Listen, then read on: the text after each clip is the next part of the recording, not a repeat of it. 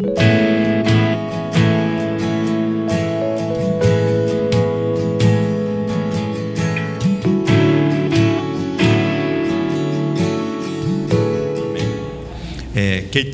né? Nós estávamos hoje pela manhã observando a sequência da porção ali em Deuteronômio a partir do capítulo 21, verso 10. A gente pode observar ali que Deuteronômio 21 em diante, que compõe toda a porção TTC, quando saíres, ela traz uma sequência de mandamentos, de mitzvos, ordenanças, que envolve as nossas relações cotidianas. A gente observar que a gente já fez toda a leitura durante a semana, e ele vai tratar ali, a Torá vai tratar de toda essa movimentação dos nossos relacionamentos cotidianos, íntimos ou não, isto é, as nossas relações humanas de um para com o outro, mas sempre sobre a observação, sobre a Torá aberta sobre nós, para que nós não venhamos desviar de nenhum tipo de julgamento ou justiça estabelecido pela própria Torá. Interessante que essas relações que a Torá vai legislar e legisla aqui sobre os nossos conflitos internos, os nossos conflitos íntimos, como nós conversamos, não só conosco, mas com o outro, né? Com o próximo, com o seu companheiro, seja ali no âmbito familiar ou não, o que vai garantir toda essa harmonia de aplicação de justiça, o que vai garantir tudo isso é a própria Torá. E porque existe um juiz estabelecido, que é o juiz de toda a terra, o Elohim de Israel, né? É ele que é o juiz. Abraão, quando ele está ali pleiteando um recurso para Sodoma e Gomorra, ele fala que Adonai é o juiz de toda a terra. Então todo ser vivente, ele está embaixo da Torá, na sua aplicação de justiça. Moisés também, quando no final do livro de Deuteronômio, no capítulo 32, ele canta, ele diz que Elohim é o juiz e nele não há injustiça. Ele é a rocha cuja obra é perfeita. Então ele fala de um juiz isento de qualquer inverdade, né? Então vai lá em Levítico capítulo 22, para você ver essa questão de que ele é o juiz de toda a terra, e que os profetas proclamam, Moisés e Abraão proclamaram, e a Torá confirma que verdadeiramente ele é o juiz, é ele que estabelece todas as coisas. No Levítico, no capítulo 24, ali no verso 22, a Torá diz que há uma mesma Torá, uma mesma lei, tereis tanto para o estrangeiro como para o natural.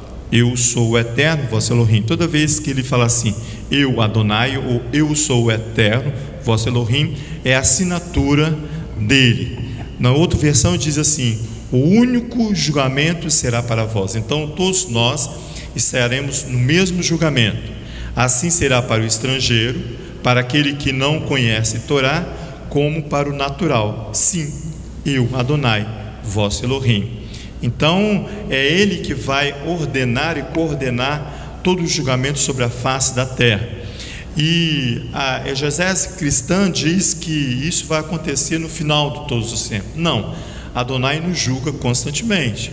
A toda movimentação ele vai nos julgar. Por que ele julga constantemente?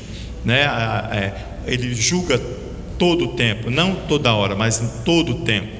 Todo o tempo é quando há necessidade de julgamento, para nos livrarmos da morte iminente e sermos livres e aptos para, se um dia necessitar, nós partimos em segurança. A ênfase nesses últimos dias que você está observando toda a movimentação de mídia, de televisão, rádio quase não se ouve mais, né? Internet principalmente. Hoje, os últimos dias, o que está regendo os relacionamentos é a judicialização. Os comentaristas falam de judicialização das relações. O que é isso? Hoje é mãe entrando na justiça contra o filho, filho contra os pais, mulher contra o marido, e assim vai. Nos relacionamentos é amigo contra amigo, né? Funcionário contra patrão, enfim, há uma gama de judicialização das nossas relações.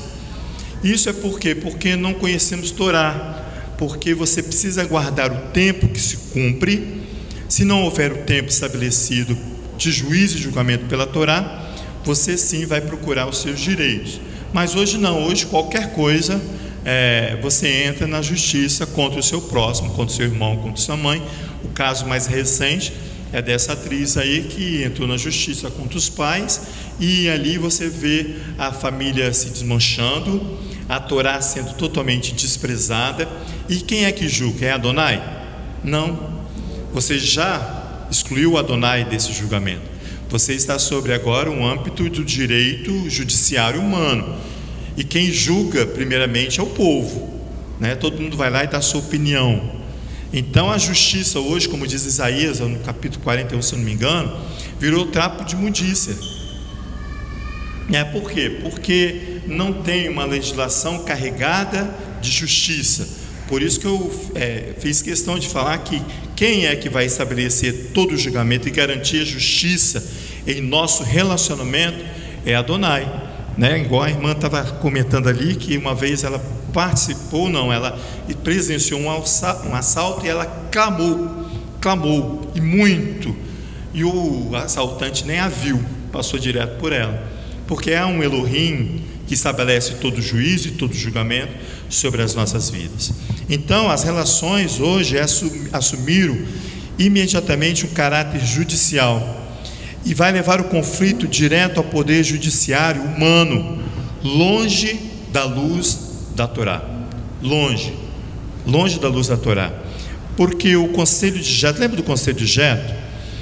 Quando Jetro chegou para Moisés, ele viu aquela centralização perigosa ali com Moisés, tentando ajudar a todos. Ele fala bem assim: não, escolha homens tementes, honestos, né, para que venham julgar as causas do povo. Esses homens, esses administradores da justiça, eles são tementes, são honestos, eles estão sob a Torá para julgar as causas simples. Mas quando a causa for séria ou grave, traz para Moisés. O Supremo Federal dos céus vai julgar a questão quando a situação é muito séria. Isso está lá em Êxodo capítulo 18. Então o conselho de Jetro, ele vai estabelecer um sistema judiciário para Israel, onde a observância é Torá, é a lei de Moisés, a lei de Deus, para que venha julgar as minhas ações e as suas ações. Volta lá para você ver uma coisa interessante em Deuteronômio capítulo 21. Volta não, nós começamos agora, né? Que faz parte da porção. Deuteronômio 25 é o último capítulo da Torá. Você vai ver aqui que vai haver um julgamento. O julgamento quando deixa de haver o que? Recurso. Porque você pode estar se perguntando: mas Elomar, eu não posso levar o meu caso para a justiça? Né? Não estou falando isso. Eu estou falando que primeiro você coloca diante de Adonai, para depois você fazer o tribunal competente julgar a sua causa. Mas hoje não, hoje você não convida Adonai para participar do julgamento. Por quê? Por causa da ganância, da cobiça, do recurso financeiro em excesso que eu e você queremos. Então, quando o recurso se esgota, você cai aqui, em Deuteronômio capítulo 25, é o último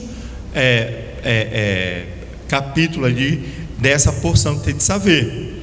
Ali ele vai falar o seguinte: você vai observar aí comigo que Deuteronômio capítulo 25, vou fazer só até a leitura do verso 3. Você vai ver que vai haver um litígio. Olha só: quando dois irmãos, verso 1: se entre dois homens houver contenda e vierem a juízo para serem julgados, o inocente será absolvido e o culpado será condenado. Você vai ver aqui que não há um final pacífico. Quando você vai à justiça, estabelecer pelo órgão competente que for, lembre-se, quando você vai à justiça, não haverá paz. Paz tem que haver antes. Mas se você entrou na causa da justiça, não haverá paz. Por quê? Porque um vai ganhar e o outro vai perder. Não vai haver uma concordância ali, não. Você está diante de um juiz que vai julgar a sua causa.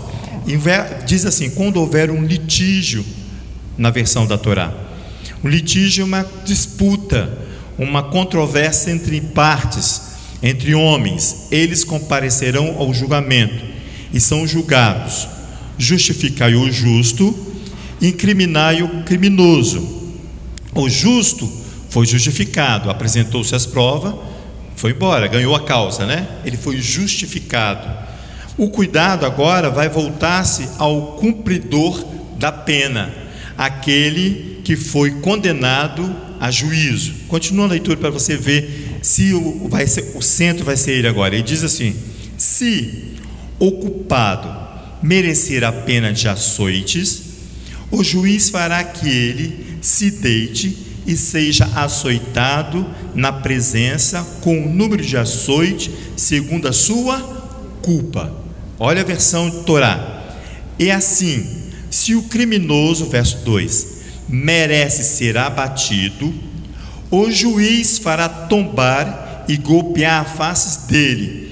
Você vai ver que quando você está sob a Torá está julgando a sua causa, o juiz, lembra que eu falei que Abraão falou que é o juiz de toda a terra, ele vai acompanhar aquele que foi condenado até o final da pena. Então, se eu estou pagando ou estou passando por uma situação onde eu reconheço que a justiça de Adonai está sobre mim, eu tenho que lembrar que durante todo o cumprimento da minha pena, Adonai vai me acompanhar. Ele é o juiz da minha causa, é o juiz de toda a terra. Ele diz assim: olha, assim, se o criminoso merece ser abatido, o juiz o faz tombar e golpear em faces dele. Ele vai cumprir a pena segundo o seu crime em número. Tombar aqui é prostrar-se em terra. O culpado, ele vai estar numa condição de humilhado no cumprimento da pena diante do juiz que o acompanha. Então ele já está humilhado, mas é o juiz que vai estar com ele. Então, quando você vê, eu acho que o Salmo 48 diz assim: as filhas de Judá se alegram pelos seus julgamentos, é porque elas sabem, as filhas de Judá sabem que Adonai é o juiz de toda a terra e ele vai estabelecer o cumprimento da pena, ele vai acompanhar a pena, diferente do juiz humano, né? O juiz humano, ele não acompanha o criminoso ou o apenado dessa forma, não. O máximo que ele pode ver é que se há um recurso, ele clica lá e ele vai ver a situação, mas ele não acompanha, ele não vê se ele está precisando de alguma coisa, se a pena a qual ele está sendo cumprida está sobre um exagero da pena. Aqui, ó, verso 3, ele diz assim: não poderás afligir-lhes mais de 40 açoites. Ele dá um número exato. Se lhe fizer dar mais açoite do que este, teu irmão, o criminoso é teu irmão, ficará aviltado aos teus olhos. Vamos à versão Torá. Ele o golpeará com 40 açoites, mas não acrescentará outros, para que não exagere no cumprimento da pena. Por isso que o juiz de toda a terra, ele vai estar acompanhando aquele que está sendo afligido, está pagando uma pena por causa de um litígio com seu irmão. Ele vai estar ali olhando, para quê? Porque não pode haver exagero no cumprimento da pena, golpeando com o número de golpes a mais. Teu irmão seria desprezível aos teus olhos.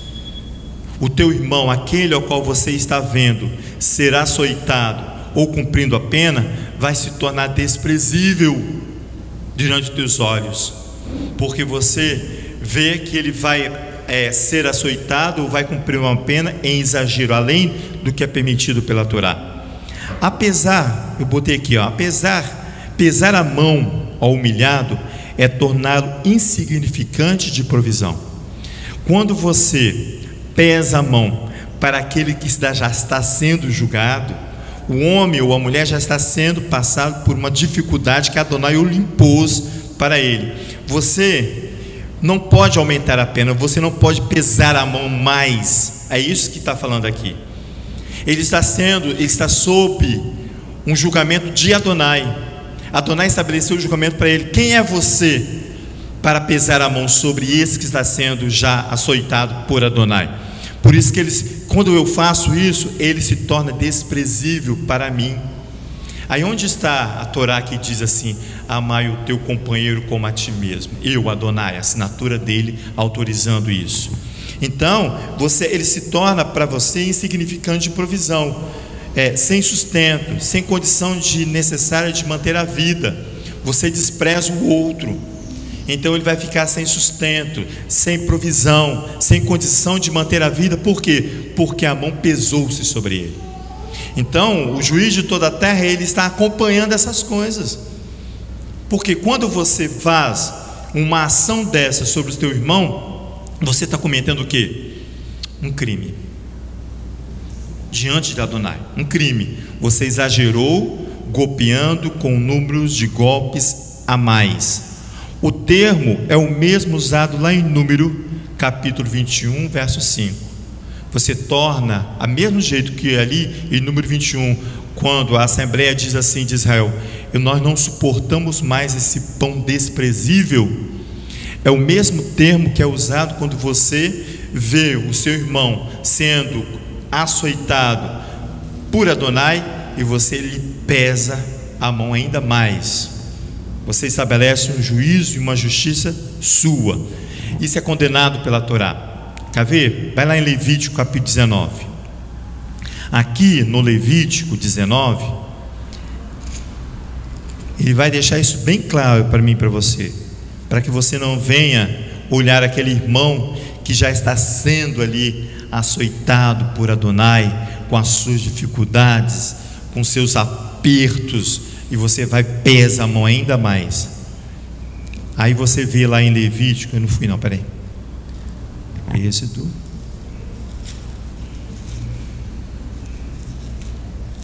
Levítico 19, verso 15.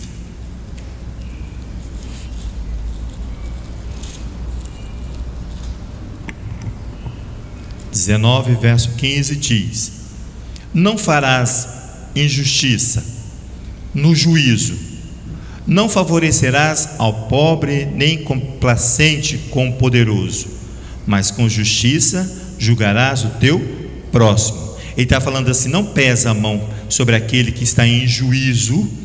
Você não precisa favorecer o pobre, nem engrandecer o rico, o poderoso, mas com justiça, com equidade, você vai estabelecer os julgamentos.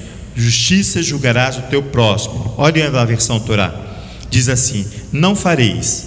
Não fareis, ele fala. Ele vai falar: não fareis, não carregarás, não engrandecerás. Não. É uma advertência aqui esse texto. Ele diz assim: não fareis injustiça em um julgamento, não carregarás as faces do raquítico. Raquítico é aquele que está sem provisão. Lembra que eu falei? Sem sustento, sem alimento. Ele não tem força necessária para se manter sozinho. Ele é um raquítico. A Torá já considera ele como um fraco. Ele diz assim: não carregarás as faces do raquítico. Não precisa. Ele está com necessidades. Aí ele fala bem assim: não engrandecerás a face do grande. Ele já é grande. Você não precisa se aliar ao grande para que você ou aquele que está contigo apareça. Não precisa, ele já é grande. Adonai já deu para ele uma estrutura de ser grande. Com justiça julgará o teu concidadão. Com justiça você vai tratar com seu irmão, para que você não venha pesar a mão sobre ele. Por isso que a Torá vai condenar que você, antes de você colocar a sua causa diante de Hashem, você leva imediatamente ao Supremo Federal Humano, a justiça humana. Você quer ver isso? Paulo condenando isso veemente lá em 1 Coríntios? Vai lá para você ver. 1 Coríntios, capítulo 5.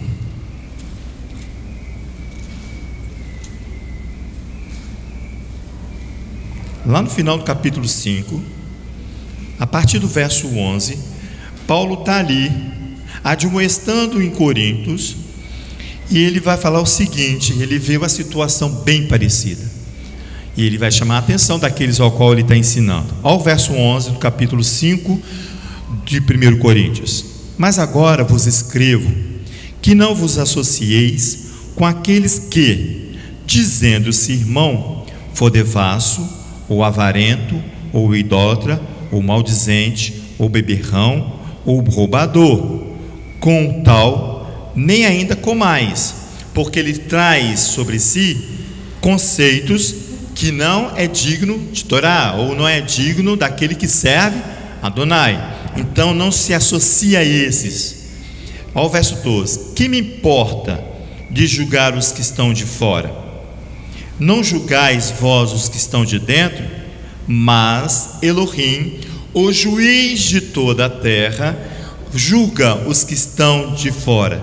Tirai do meio de vós esse iníquo, ele está falando, esse que é roubador, esse que é maldizente, esse que é beberrão. Ele não tem acesso ao seu coração, a porta está fechada para ele, até que ele venha se lançar fora dessas coisas e você deixar ele ter acesso. Ele fala bem assim: não importa quem vai julgá-los pela sua condição. O juiz, ele fala assim, ó, o Elohim julga os que estão de fora. Você e eu precisamos nos relacionar para julgar as nossas próprias ações. Olha o verso capítulo 6. Ousa algum de vós, tendo algum negócio contra o outro, um litígio, ir a juízo perante os injustos e não perante os santos? Não sabeis vós que os santos hão de julgar o mundo? Ora, se o mundo deve ser julgado por vós, que segue Torá, que conhece Torá, sois indignos de julgar as coisas mínimas? Não sabeis vós que havemos de julgar os anjos? Quanto mais as coisas pertencentes a esta vida? Então, se tiveres negócio em juízo, se você tiver uma contenda pertencentes a esta vida, constituis como juízes deles o que são menos de estima na comunidade. Para vos envergonhar, digo, não há entre vós sábio, nem mesmo um que possa julgar entre irmãos. Ele convida a comunidade a julgar a causa. Então ele fala bem assim: não há no meio de vós alguém que possa acrescentar e ajudar essa situação. Olha o verso 6: mas o irmão vai a juízo contra o outro irmão, e isso perante infiéis. Na verdade, já é realmente uma falta entre vós, tendes demandas uns para com os outros. Já é uma falta grave. Por que não sofreis antes a injustiça? Por que não sofreis antes o dano? Por que você não perca, ou você vai judicializar a sua relação com seu irmão? É isso que Paulo está falando. Mas vós mesmos fazeis justiça e fazei o dano, e isso aos próprios irmãos. Verso 9: não sabeis que os injustos hão de herdar o reino de Elohim?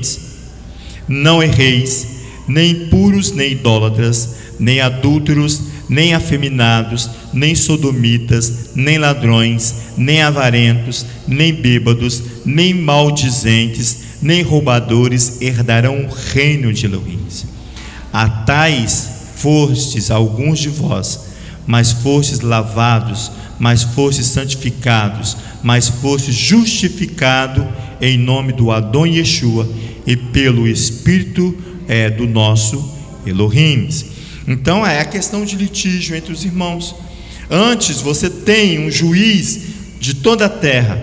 Esse juiz é que vai acompanhar todo o processo ao qual o homem está cumpridor de pena.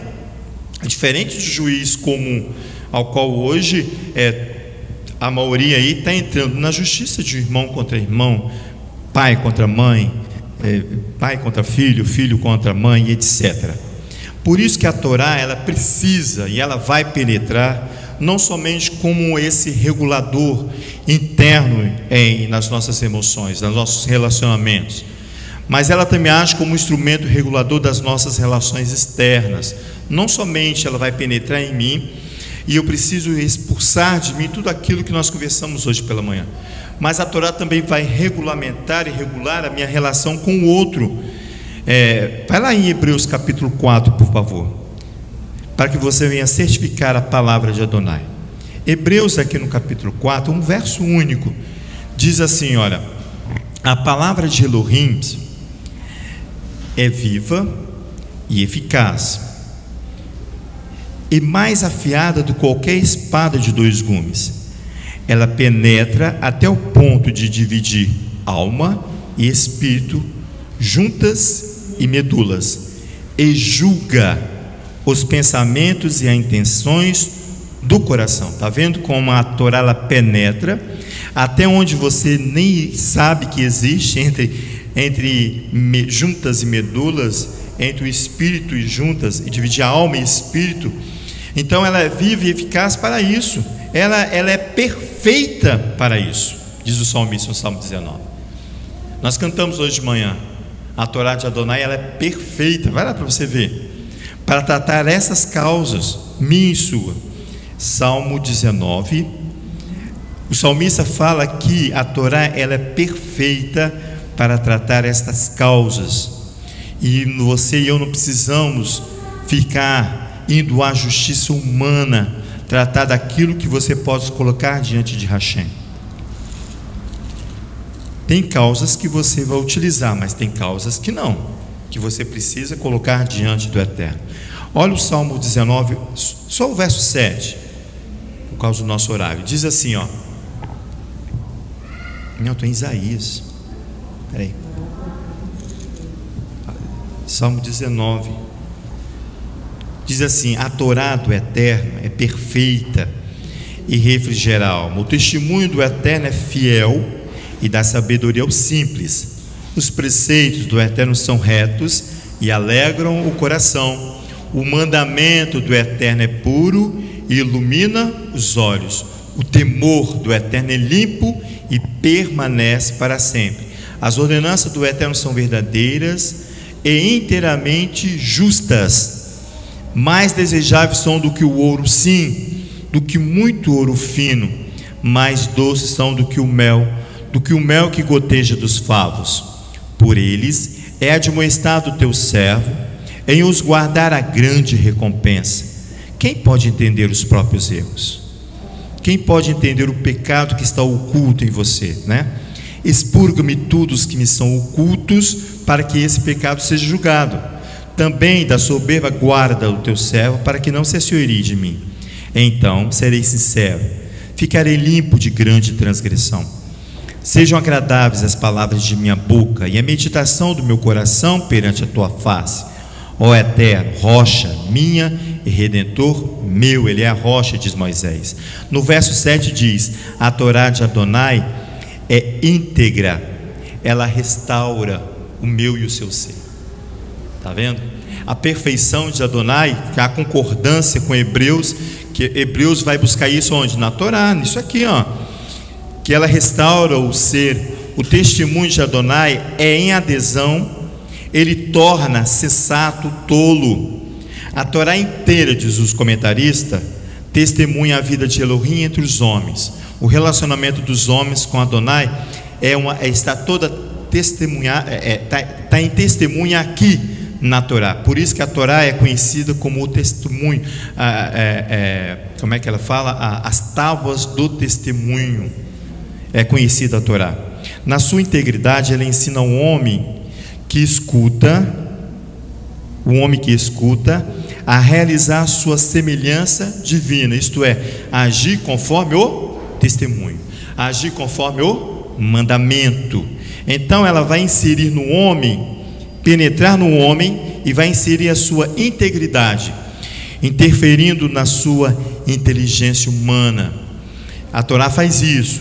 Ela vai penetrar a ponto de dividir a alma e o espírito, e vai interferir na minha e na sua inteligência humana, para estabelecer a Torá de Adonai, que é perfeita, e vai restaurar o meu e o seu ser, para que nós possamos estar aptos para sair, quando saíres. Tiago, no capítulo 3, volta lá na Brit Hadashah, no Segundo Testamento. Olha aqui, Tiago, que palavra bonita é essa do Tiago. Tiago é depois de Hebreus. Ali no capítulo 3,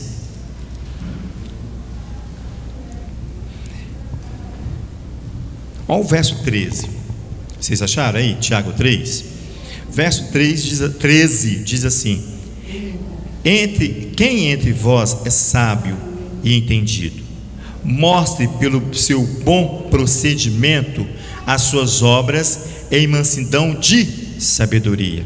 Ele está falando assim: quem é sábio e entendido vai praticar a Torá, as suas obras vão provar isso. Ao 14: mas se tendes em vosso coração amarga inveja e sentimento faccioso, não vos glorieis nem mintais contra a verdade. Essa não é a sabedoria que vem do alto, mas é terrena, animal, diabólica.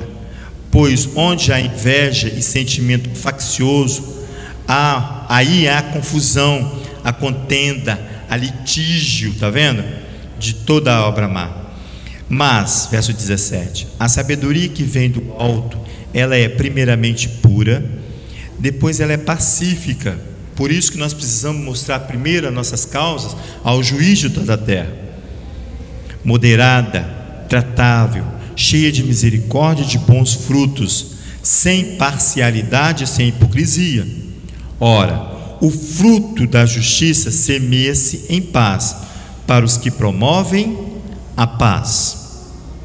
O fruto, vou ler de novo, da justiça semeia-se em paz para os que promovem a paz. Por isso que o capítulo 25, quando ele começa falando ali que há um litígio entre dois homens, não há paz ali mais, porque um vai ser vitorioso da causa e o outro não. Então não há paz ali entre eles, simplesmente o resultado do julgamento.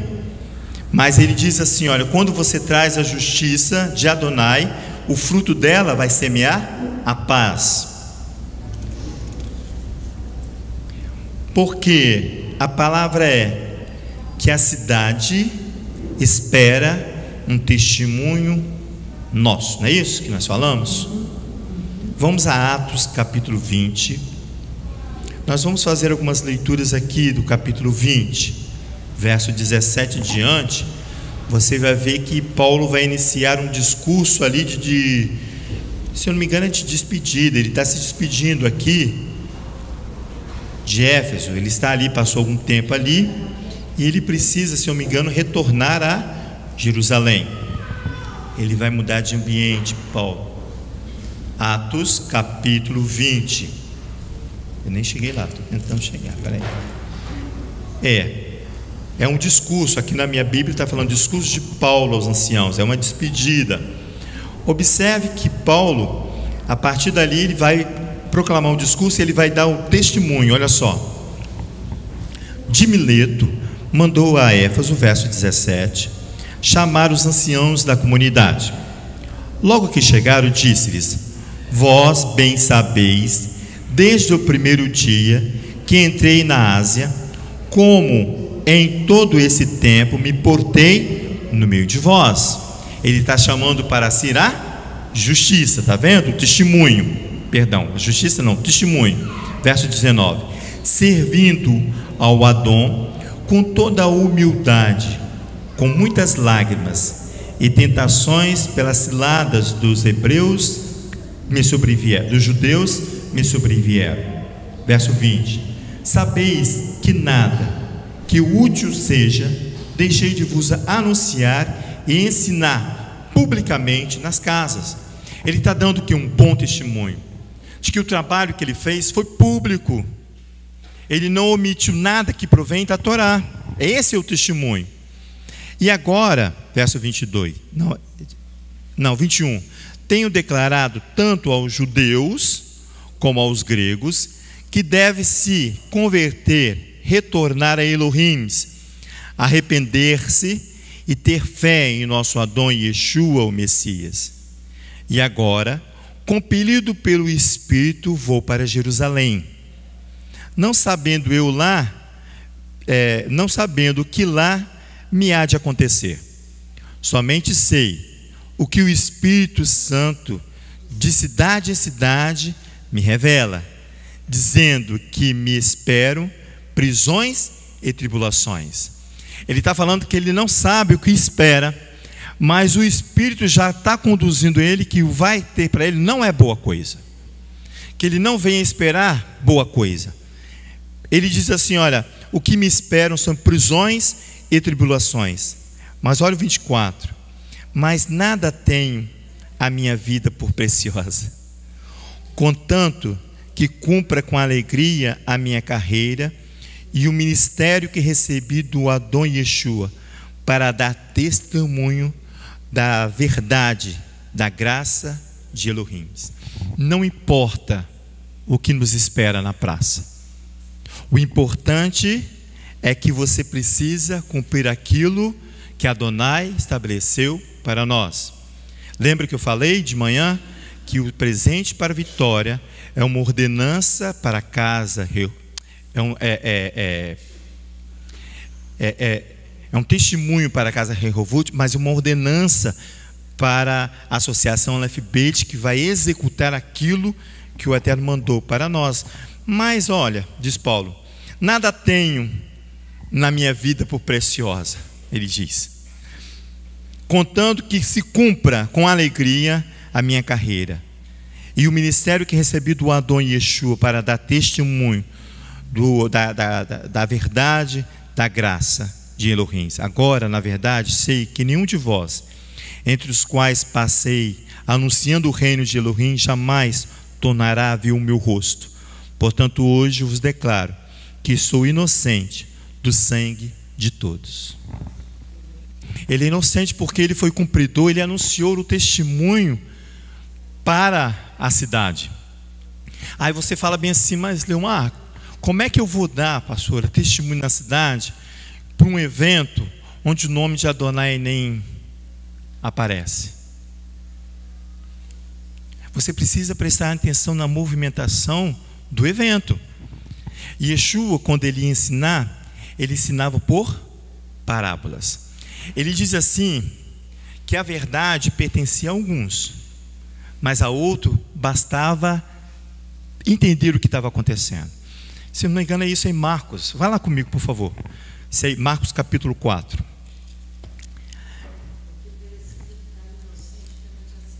Precisa ficar inocente pela cidade, porque o sangue já não está sobre ele, diz Paulo. Olha, meu sangue é inocente, né? Deles, exatamente, de qualquer um deles. É interessante que o termo testemunho Edut, os rabis sempre vão a Ezequiel capítulo 33, justamente por isso, que mandei você ensinar a palavra, você ensinou e ele não quis, o teu sangue não é culpado disso. Depois nós vamos ao texto para você ver. Mas aqui em Marcos, né, eu falei, capítulo 4, olha como Yeshua vai proceder. As palavras de Yeshua são bem melhores que as minhas, por isso que é melhor ir lá no texto. Capítulo 4 de Marcos. Nós estamos terminando, tá, irmãos? Capítulo 4. Vamos fazer a leitura do verso 10 ali em diante. Só até o final ali. Ele vai falar aqui da parábola do semeador, então não preciso ler o texto que você vai saber a sequência. Lá no verso 10 ele diz assim: quando Yeshua se achou só, os que estavam junto dele com os 12 o interrogaram acerca da parábola. E ele lhes disse: a vós é dado saber o mistério do reino de Elohim. Mas os que estão de fora, todas essas coisas se dizem por parábolas. Vai lá cantar no evento se você não vai reconhecer.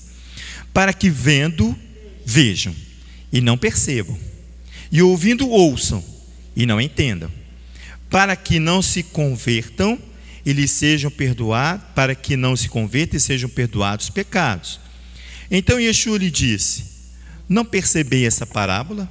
Como, pois, entendereis todas as parábolas? O que semeia, semeia a palavra. Os que estão junto ao caminho são aqueles em quem a palavra é semeada. tendo a eles ouvido, vem logo Satanás e atira a palavra que foi semeada nos seus corações. Da mesma sorte os que recebem a semente em solo rochoso, os quais, ouvindo a palavra, logo com prazer a acolhem, mas não tendo raiz em si mesmo, são de pouca duração. Sobrevindo a tribulação e a perseguição por causa da palavra, imediatamente se escandalizam. Os outros são os que recebem a semente entre espinhos, os quais ouvem a palavra, mas os cuidados deste mundo, os enganos da riqueza, a cobiça e as ambições entrando sufocam a palavra, ficando ela infrutífera. Os que recebem as sementes de boa terra são os que ouvem a palavra e a recebem, e dão fruto, um a 30, outro a 60, e outro a 100, e um por um. Mas que fica, para mim e para você, é a explicação de Yeshua. Que eles vejam, mas não percebam. Que a palavra está sendo penetrada nos seus corações. E acontece dentro da casa isso, né? Ah, Léo, posso levar aí o microfone? Espera um pouquinho que nós vamos levar a palavra para o Léo aqui. Acho que você leu pela manhã Isaías 54, não foi? Foi, a Haftará, Léo. É a Haftará, canta ao estéreo que não deste a luz, né? Porque melhor é a mulher rejeitada do que a casada, né? O presente para a vitória, ele não nasceu, são 7 edições, né? Ele não nasceu na primeira edição. Em 2010, eu estava em São Paulo, longe da casa, totalmente longe daqui, mas acompanhava, né, pela internet, fazia meu Kabbalat Shabbat lá sozinho, e um belo dia eu acordo com um sonho que me impactou muito. E esse sonho era uma mulher aqui da casa, ela existe aqui na casa, ela não tem útero, né? Ela é estéril, porque não pode ter filhos porque não tem útero. E o Eterno me mostrava ela grávida. E uma gravidez que toda a congregação esperou com grande alegria para ver o fruto da gravidez, se era um menino ou se era uma menina. E aí, quando essa mulher entra em trabalho de parto, quando nasce, ocorre a decepção de boa parte da congregação que estava esperando o menino ou a menina, porque não nasce nem menino nem menina, nascia um presente. Ah, eu lembro, sim. E aí eu ligo para a Vitória, eu avisei a minha mãe, falei: mãe, avisa a congregação que vai se nascer um presente. Aí vem uma resposta da liderança da congregação na época: avisa Leonardo que por trás de um presente nasce um povo junto. E hoje o presente para a Vitória se insinua para uma cidade, para um povo. Essa falta de capacidade de compreensão, ela não é atrelada à obediência da execução. Executar não tem como prerrogativa compreender. Não. Então essa forma que você chamou de parábola, para ficar mais fácil, é um midrash. Midrash, que é uma tradição judaica de explicar algo por meio de uma ilustração, por meio de algo simbólico. Perfeito. Porque você ganha duas coisas com isso. A sabedoria de Elohim é que te revela o significado, e você não limita a compreensão daquilo que você falou.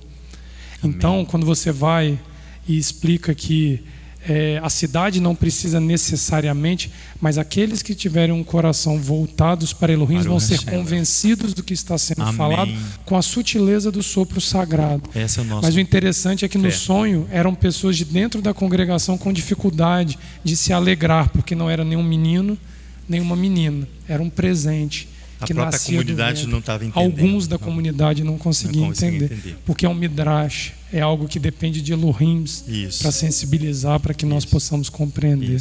Essa compreensão é fundamental para nós, porque tem aqueles que falam bem assim: mas vocês vão fazer isso no pleno Shabat, né? Vocês vão fazer um ensaio, um evento no pleno Shabat, né? E não, porque não tem a compreensão que precisa ter, de que nós estamos fazendo uma coisa para engrandecer o nome da associação, muito menos da casa de oração Rehovot, que não precisa. Adonai já o torna grande, ela já é grande, mas nós vamos ao raquítico, ao viltado, aquele que necessita, aquele que está em carência de nutrição, de ouvir a palavra do Eterno. Então a preocupação maior é essa. Por isso que é o testemunho, Edute que compreende o conjunto das relações que comanda a intimidade do relacionamento de Adonai para com o homem. Essas palavras aqui simplesmente quer dizer Torá. É ela que vai regulamentar. Lembra que nós começamos a falar sobre isso? Ela que vai reger, o juiz de toda a terra, que vai reger todas essas coisas. É interessante que o termo Edute tem em sua livre tradução como sinal de advertência. Os sinais de advertência, em sua aplicação geral, têm a função de advertir ao homem a existência adiante de um perigo ou uma situação inesperada. Essa é a advertência que está à frente. Por isso que a narrativa é sempre comparável a Ezequiel capítulo 33. Porque a advertência é um aviso. Você avisa porque pode acontecer algo e você está sendo advertido por Adonai, com o testemunho de Adonai. Aí eu comecei a entender a condição da Torá na presente para a vitória, né? Porque ela que vai estar julgando, ela que vai estar advertindo a cidade, ela que vai com Adonai presente ali, julgando todo o tempo. Porque, Léo, no início nós estávamos conversando, porque ali no capítulo 25, nós terminamos ali de ler o texto. No início do capítulo 25, há uma contenda ali, há um litígio entre dois homens, né? E no hebraico diz que o juiz, o que ganhou a causa, foi justificado, mas o que foi condenado a cumprimento de pena, ele terá o juiz acompanhando a pena o tempo todo. O juiz acompanha o tempo todo a pena daqueles que foi condenado. Ele não é esquecido. O tempo todo a pena está sendo acompanhada pelo juiz. Por isso que é juiz de toda a terra. Ali em Ezequiel, para nós concluirmos no capítulo 33, é onde os rabis, e eu achei interessante trazer Ezequiel 33, porque ele traz realmente essa advertência. Vai lá para você ver no capítulo 33 de Ezequiel, porque ele fala do atalaia, é o anunciador da advertência. Ele diz assim: veio a mim a palavra do Eterno, filho do homem. Ele vai conferir essa palavra que Paulo diz: filho do homem, fala aos filhos do teu povo e diz-lhes: quando eu fizer vir a espada sobre a terra, e o povo da terra tomar um homem dos seus termos e o constituir por seu atalaia, e ele vir que a espada vem sobre a terra, e tocar o chofar para avisar o povo, então, se alguém ouviu o som do chofar, mas não se der por avisado, e vier a espada e o tomar, o seu sangue será sobre a sua própria cabeça. Ele ouviu o som do chofar, ele não deu por avisado, o seu sangue será sobre ele. Mas o que se dá por avisado salvará a sua vida. Mas se o atalaia vir que vem a espada e não tocar a trombeta para avisar o povo, e se a espada vier e levar a vida dele dentre eles, este tal foi levado na sua iniquidade, mas o seu sangue derramarei da mão do atalaia. A ti, ó filho do homem, te constituí por atalaia sobre a casa de Israel. Tu, pois, ouvirás a palavra da minha boca e lhe darás o aviso da minha parte. Por isso que é o testemunho, por isso que é um sinal de advertência, que a palavra, a Torá, ela vai sair, e você e eu precisamos avisar, falar de Torá lá fora, quando saíres, anunciar o testemunho de Adonai, para que você seja isento como Paulo, para você ter o mesmo discurso de Paulo. Caso contrário, você cai na justiça de Adonai. Ele diz assim: ouvirás a palavra da minha boca e lhe darás aviso da minha parte. Se o ímpio disser, não, essa é outra parte. Ele fala assim: o seu sangue será sobre ele. Se você ver ali todo o capítulo 34, não há necessidade de ler tudo, mas há necessidade que você leia. Mas vai lá no verso 13. Quando eu disser ao justo que certamente viverá, e ele confiado na sua justiça praticar a iniquidade, não virão em memória todas as suas justiças, mas a sua indignação que pratica, ele morrerá. Eterno, em nome de Yeshua, nós queremos colocar essa palavra de Ezequiel diante da tua presença, para que nós possamos ser cumpridores de Torá. Eterno, o testemunho está no meio de nós. Nós entendemos hoje pela manhã que Adonai passeia sobre essa casa, por isso que a santidade precisa estar em cada um de nossos corações.